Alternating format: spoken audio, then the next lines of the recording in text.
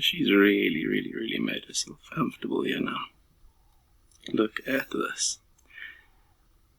Well and truly settling in nicely now.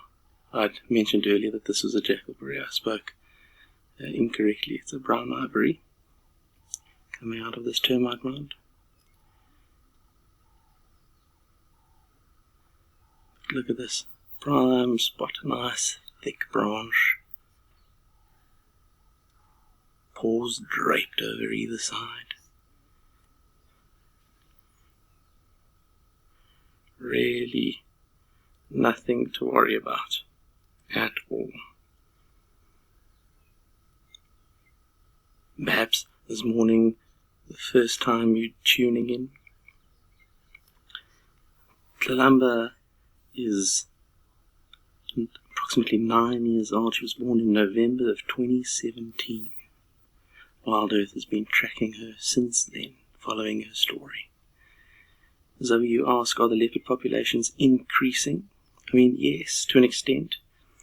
Obviously, the leopardesses in the area continue to have litters, but naturally the saturation point for populations, be it predators or otherwise, are controlled by natural means. And by controlled, I mean, the litter, for example, Tlalamba's previous litter, only one cub was successful in reaching adulthood, Chipondo, the other, unfortunately, not.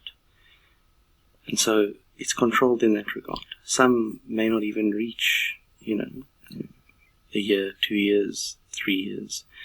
So they suffer their own trials and tribulations. And so it sort of remains at this constant level. So I wouldn't say that it's on the increase. Coupled with that, naturally territories can only be so big. Sabi Sands has one of the highest concentrations of leopards in the world, definitely. But it doesn't mean to say that, that the population size can increase with no cap. There are natural systems in place whereby these populations keep themselves in order.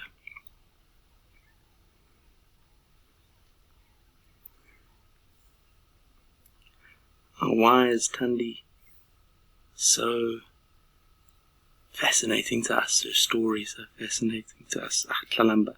Why is her story so fascinating and insightful to us? Well, it's because her mother, Thandi, and her father, Tingana, were two leopards that WildEarth had followed for many years on the property just north of us on Juma. And Tlalamba is the daughter of both of them. Now, both of those leopards, Thandi and Tingana, are unfortunately no more. And so she is the direct descendant of those two.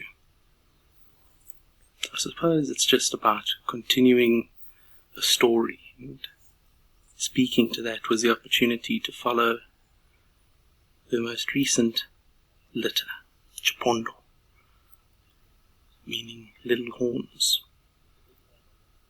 Chipondo has recently reached adulthood. I say adulthood, but self-sufficiency. She occasionally hooks up with Mom, but especially because Mom has now been seen mating with Tortoise Pan, the dominant male presiding over this area, her focus will now be strongly centered around putting that energy towards raising her new litter.